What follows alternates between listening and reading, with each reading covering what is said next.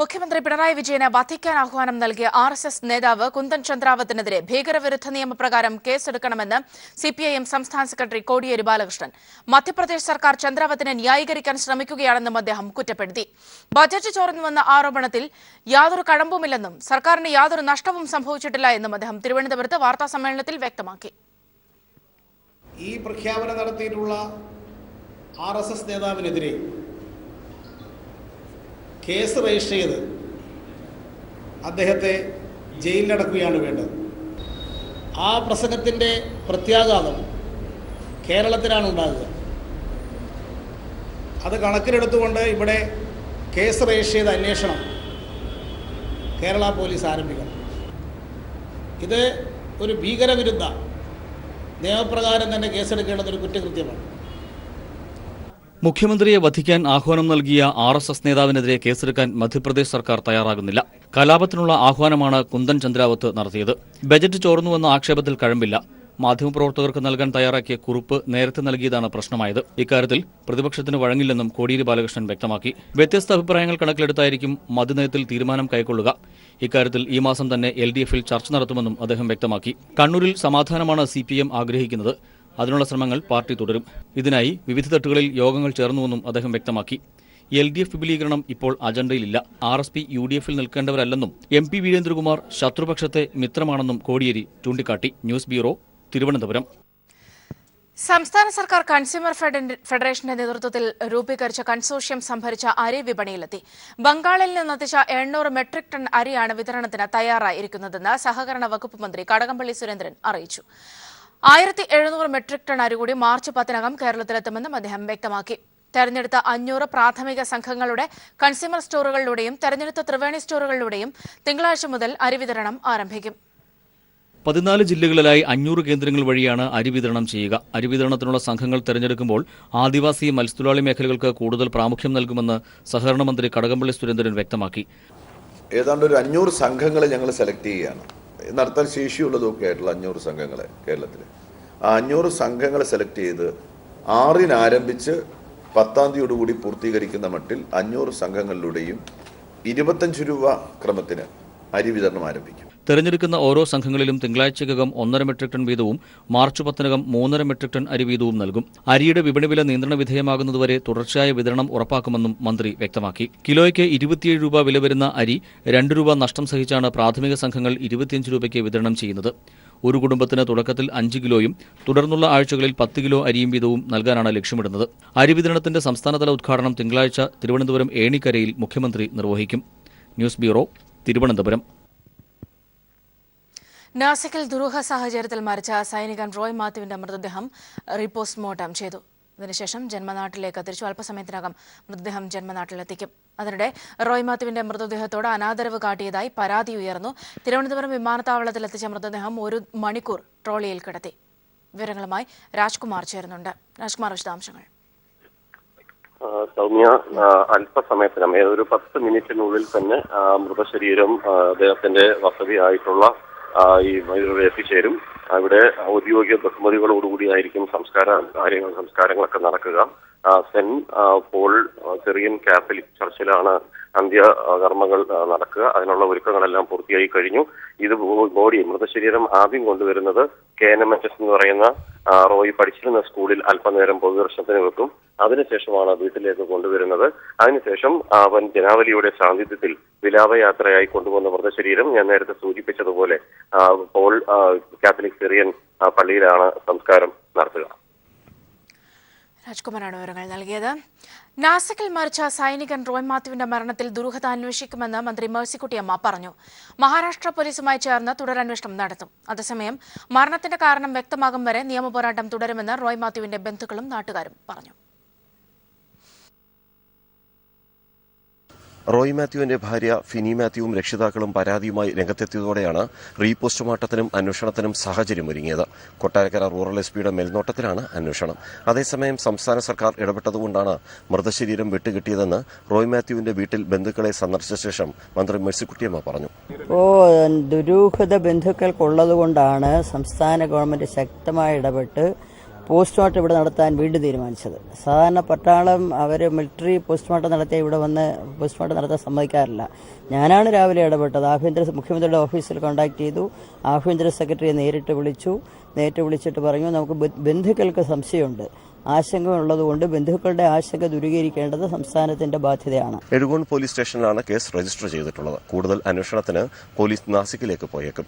സൈന്യത്തിന്റെ തുടക്കം മുതലുള്ള ഇടപെടലിൽ ദുരൂഹതയുണ്ടെന്നും സത്യം പുറത്തുവരുന്നതുവരെ നിയമ നടപടി തുടരുമെന്നും ബന്ധുക്കളും നാട്ടുകാരും പറഞ്ഞു. ന്യൂസ് ബ്യൂറോ, കൊല്ലം.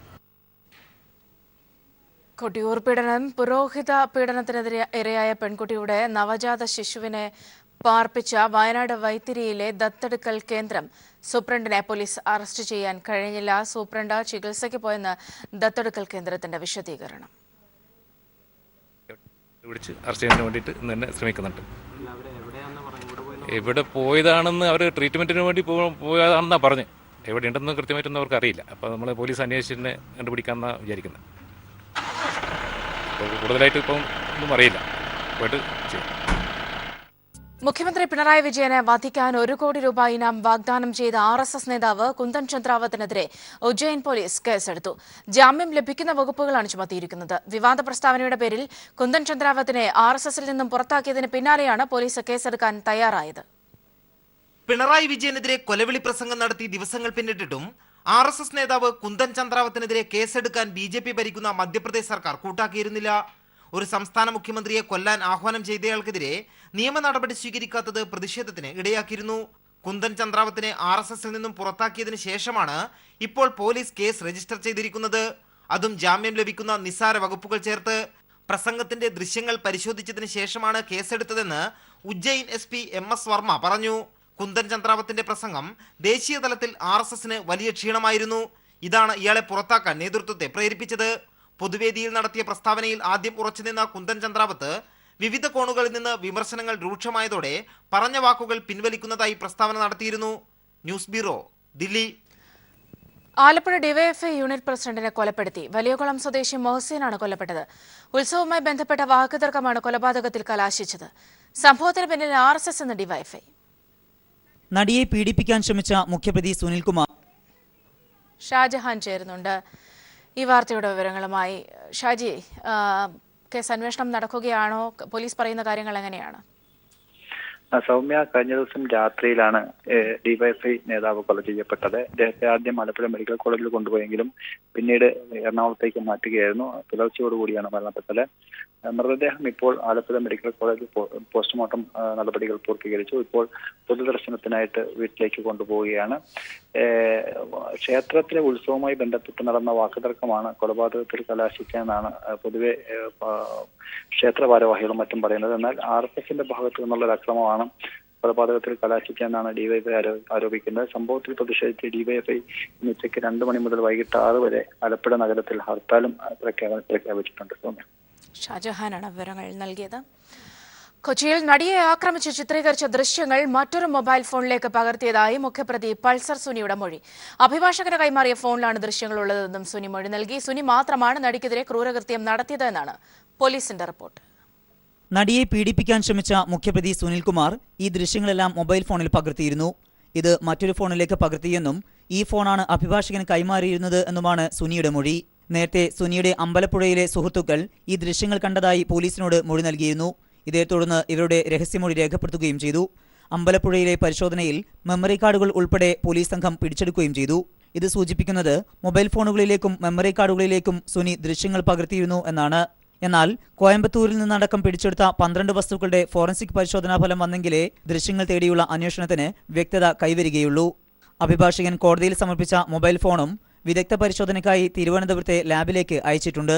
സുനി, വിജീഷ് എന്നിവരുടെ പോലീസ് കസ്റ്റഡി നാളെ അവസാനിക്കുമെന്നിരിക്കെ മറ്റെവിടെയൊക്കെയാണ് ദൃശ്യങ്ങൾ പകർത്തിയിട്ടുള്ളത്, സംഭവത്തിൽ ക്രിമിനൽ ഗൂഢാലോചന ഉണ്ടായിട്ടുണ്ടോ തുടങ്ങിയ കാര്യങ്ങളറിയാൻ ഇവരെ വീണ്ടും കസ്റ്റഡിയിൽ വാങ്ങി ചോദ്യം ചെയ്യാനാണ് പോലീസിന്റെ ശ്രമം. സുനി മാത്രമാണ് നടിയെ ക്രൂരമായി മർദ്ദിച്ചത് എന്നാണ് പോലീസ് കോടതിയിൽ സമർപ്പിച്ച റിപ്പോർട്ട് വ്യക്തമാക്കുന്നത്. News bureau, Kochi. H-1B visa നൽകുന്നത് അമേരിക്ക 6 മാസത്തേക്ക് മരവിപ്പിച്ചു. ഇന്ത്യയിലെ IT മേഖലയ്ക്ക് കനത്ത തിരിച്ചടി നൽകുന്നതാണ് തീരുമാനം. ഏപ്രിൽ മാസം മുതൽ 6 മാസത്തേക്ക് വിസ ലഭിക്കില്ല. ട്രംപ് ഭരണത്തിന്റെ പുതിയ നയത്തിന്റെ ഭാഗമായാണ് നടപടി. സന്തോഷ് സലിംഗ് ചേരുന്നുണ്ട് ഈ വാർത്തയുടെ വിവരങ്ങളുമായി. സലിംഗ്, വിശദാംശങ്ങൾ. സൗമ്യ, ഏപ്രിൽ മുതൽ സെപ്റ്റംബർ വരെ 6 മാസത്തേക്ക് H1B വിസയുടെ എല്ലാ നടപടിക്രമങ്ങളും നിർത്തിവെക്കുന്നതായാണ് അമേരിക്ക അറിയിച്ചത്. US സിറ്റിസൺഷിപ്പ് ആൻഡ് എമിഗ്രേഷൻ വകുപ്പിന്റെ വെബ്സൈറ്റിൽ ഉത്തരവ് പ്രസിദ്ധീകരിച്ചിട്ടുണ്ട്. വിസയ്ക്കായുള്ള ഫോം ഓൺലൈനിലൂടെ ഇനി ലഭിക്കില്ല. താൽക്കാലികമാണ് ഈ നടപടിയെന്നും അമേരിക്ക വ്യക്തമാക്കുന്നു. ഡൊണാൾഡ് ട്രംപ് അധികാരത്തിലെത്തിയതു മുതൽ പ്രതീക്ഷിക്കപ്പെട്ട നടപടിയാണ് H1B വിസ മരവിപ്പിക്കൽ. അമേരിക്കയിൽ പ്രവർത്തിക്കുന്ന ഇന്ത്യൻ IT കമ്പനികളെ ദോഷകരമായി ബാധിക്കുന്നതാണ് പുതിയ നയം.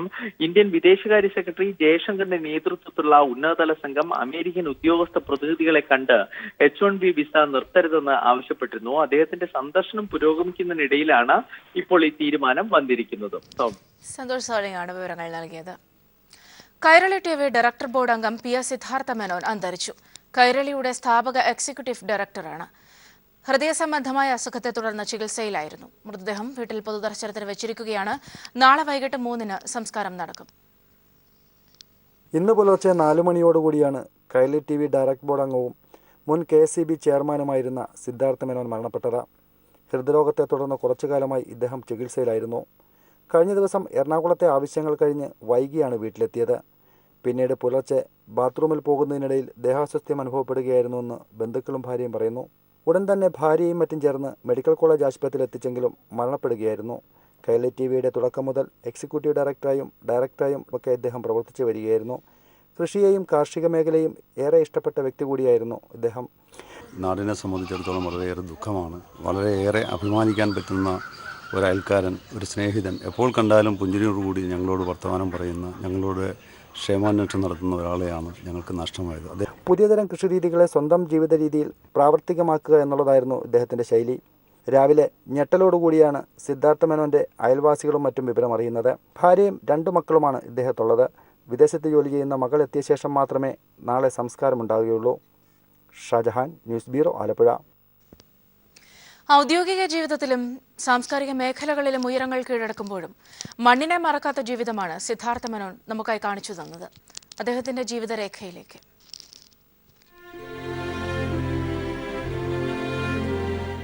മണ്ണിനെയും മനുഷ്യനെയും സ്നേഹിച്ച നന്മയുടെ ഗന്ധമുള്ള ഒരുപിടി ഓർമ്മകൾ ബാക്കിവെച്ചാണ് സിദ്ധാർത്ഥ മേനോൻ കൈരളിയുടെയും ജീവിതത്തിന്റെയും പടിയിറങ്ങി പോകുന്നത്.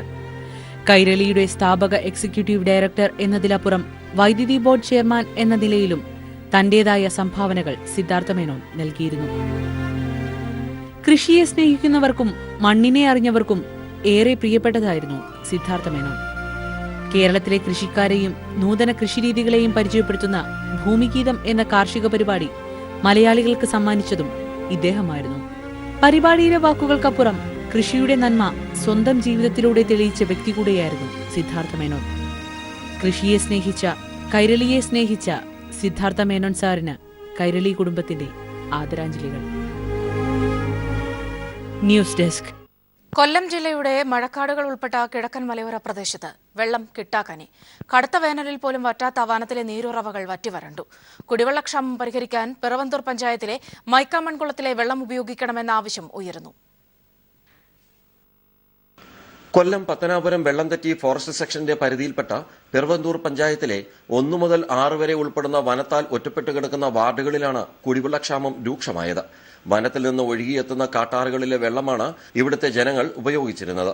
ഒരിക്കലും പറ്റാത്ത ഇത്തരം നീരുറവകൾ വറ്റിയതോടെ 100 കണക്കിന് കുടുംബങ്ങൾ വലയുന്നു. കടശ്ശേരി, ചെമ്പനരുവി, മൈക്കാമൈൻ, പെരുന്തോയി, കറവൂർ, പുന്നല പ്രദേശങ്ങൾ ഫലത്തിൽ ഉഷ്ണമേഖലയായി. ഇത്തരം കാലത്തിനും വെള്ളം പറ്റിയിട്ടില്ല. ഞാനൊരു 10-12 വയസ്സ് ഉള്ളപ്പം ഈ നാട്ടിൽ വന്ന അന്ന് തൊട്ട് ഈ വെള്ളത്തിലാണ് കുളിക്കുന്നത്. അന്ന് വെള്ളമുണ്ട്, ഇതുപോലെ ഇല്ലാതെ വന്നിട്ടില്ല. ഇപ്പം അങ്ങില്ല. ഇപ്പം എന്ത് ചെയ്യാൻ? ഇതുപോലൊക്കെ വെള്ളം വന്നാൽ എങ്ങനെ കുളിക്കാണ്ട്? ഈ വെള്ളത്തിൽ എത്ര നേരം കുളിക്കുക, എത്ര തുണി കഴിയും? കിണറെല്ലാം പറ്റിപ്പോയി. ഈ സൈഡിൽ വന്ന് ഒരു കുളം കുഴിച്ചിട്ട് അത് ഓര് കൊണ്ട് കുളിക്കാനാണ്ട് വെള്ളം കണ്ടോ. മുമ്പ് ഇത്രയും വരൾച്ച വന്നിട്ടില്ല, ഇപ്പോഴാ ഇത്രയും ക്ഷാമമായത്. കുടിക്കുന്നതും നനയ്ക്കുന്നതും എല്ലാം ഈ വെള്ളത്തിലാണ്. വേറെ വെള്ളമൊന്നും ഇല്ല. ഇവർ വേലി കെട്ടി കഴിഞ്ഞാൽ ഞങ്ങൾക്ക് ഇറങ്ങാനും പറ്റത്തില്ല. ഇച്ചിരിയും വെള്ളമേ ഉള്ളൂ. കോരി കഴിയുമ്പോൾ ഓര് കട്ട പിടിച്ചാൽ ഓര്. പിറവന്തൂർ പഞ്ചായത്തിലെ 4-ാം വാർഡിലെ മൈക്ക ഖനനം ചെയ്ത് രൂപം കൊണ്ട കുളത്തിലെ വെള്ളം കുടിവെള്ളക്ഷാമം പരിഹരിക്കാനായി ഉപയോഗിക്കണമെന്നാണ് നാട്ടുകാരുടെ ആവശ്യം. പണ്ട് ബ്രിട്ടീഷുകാരുടെ കാലഘട്ടത്തിൽ ഇത് മൈക്ക ഖനനം ചെയ്തെടുക്കുന്നതിന് വേണ്ടി ഉണ്ടായ ഒരു കുഴിയാണ്, കുളമാണ്. ധാരാളം വെള്ളം ഇപ്പം കിടപ്പുണ്ട്. ഈ വെള്ളം ഈ പ്രദേശത്തുള്ള ആളുകൾക്ക് ഉപയോഗയോഗ്യമാക്കുന്നതിനാവശ്യമായിട്ടുള്ള ഒരു നടപടി സർക്കാർ വാട്ടർ അതോറിറ്റി എല്ലാം കൂടെ ചേർന്ന് സ്വീകരിക്കാൻ തയ്യാറായാൽ ഈ പ്രദേശത്ത് ഇപ്പം നിലനിൽക്കുന്ന ഏറ്റവും രൂക്ഷമായ കുടിവെള്ള ക്ഷാമത്തിന് പരിഹാരം കാണാൻ കഴിയും. മഴക്കാടുകൾ പോലും വരണ്ടുണങ്ങുന്നത് മനുഷ്യവാസത്തിന് ഭീഷണിയാകുമെന്ന ആശങ്ക പരിസ്ഥിതിവാദികളും ഗവേഷകരും ഉന്നയിക്കുന്നു. കടുത്ത ജലക്ഷാമം നേരിടുന്ന ഈ സാഹചര്യത്തിൽ മലയോര മേഖലയിൽപ്പെട്ട ഈ മൈക്കമൺ കുളത്തിൽ നിന്നുള്ള ജലം നാട്ടുകാരുടെ ആവശ്യത്തിന് ഉപയോഗിക്കാനുള്ള പദ്ധതി തയ്യാറാക്കണമെന്നാണ് ആവശ്യം. മൈക്കമണ്ണിൽ നിന്ന് ക്യാമറാമാൻ പ്രമോദ് പന്നിയോടിനൊപ്പം രാജ്കുമാർ. ആലപ്പുഴയിലെ പാതിരപ്പള്ളിയിലെ കേരള ഡ്രഗ്സ് ആൻഡ് ഫാർമസ്യൂട്ടിക്കൽസിനെ കേരളത്തിലെ മികച്ച സ്ഥാപനമാക്കി ഉയർത്തിക്കൊണ്ടുവരുമെന്ന് വ്യവസായ മന്ത്രി എ സി മൊയ്തീൻ. ആലപ്പുഴയിലെ പൊതുമേഖലാ സ്ഥാപനങ്ങളായ KSDPയും ഓട്ടോകാസ്റ്റും സന്ദർശിച്ച ശേഷം സംസാരിക്കുകയായിരുന്നു മന്ത്രി. രണ്ടാം ബഡ്ജറ്റിൽ ശ്രദ്ധേയമായ പരിഗണനയാണ് ഡോക്ടർ തോമസ് ഐസക് കാസർഗോഡ് ജില്ലയ്ക്ക് നൽകിയിരിക്കുന്നത്. ഏറ്റവും വലിയ സാമൂഹ്യ പ്രശ്നമായി മാറിയ എൻഡോസൾഫാൻ ദുരിതബാധിതർക്ക് സഹായമായി 10 കോടി രൂപ ബഡ്ജറ്റിൽ വകകൊള്ളിച്ചിട്ടുണ്ട്. ഇവരുടെ ബാങ്ക് വായ്പകൾക്ക് മൊറട്ടോറിയം നിലവിലുണ്ട്. പിന്നോക്കാവസ്ഥ പരിഗണിച്ച് കാസർഗോഡ് ജില്ലയ്ക്ക് പുതുതായി ഒരു റവന്യൂ ഡിവിഷൻ കൂടി അനുവദിച്ചു. കാസർഗോഡ് വികസന പാക്കേജിന് 90 കോടി രൂപ ബഡ്ജറ്റിൽ ഉൾപ്പെടുത്തിയിട്ടുണ്ട്. വിവിധ മേഖലകളിൽ വികസന പ്രവർത്തനങ്ങൾക്ക് കാസർഗോഡ് പാക്കേജിലെ ഫണ്ട് ഉപയോഗിക്കാനാകും. കാഞ്ഞങ്ങാട് റെയിൽവേ മേൽപ്പാലത്തിന് ബഡ്ജറ്റിൽ പണം വകയിരുത്തി. കോവിന്ദപ്പൈ സ്മാരകത്തിന് 1 കോടിയും മുൻ സർക്കാർ അവഗണിച്ച തുളു കൊങ്ങിണി അക്കാദമിക്ക് 10 ലക്ഷം രൂപയും യക്ഷഗാന കലാകേന്ദ്രത്തിന് 20 ലക്ഷം രൂപയും അനുവദിച്ചിട്ടുണ്ട്. 50 മെഗാവാട്ടിന്റെ ഉൽപാദനം ആരംഭിച്ചു കഴിഞ്ഞ അമ്പലത്തറ സോളാർ പാർക്ക് ഉൽപാദനം 200 മെഗാവാട്ടായി ഉയർത്തും.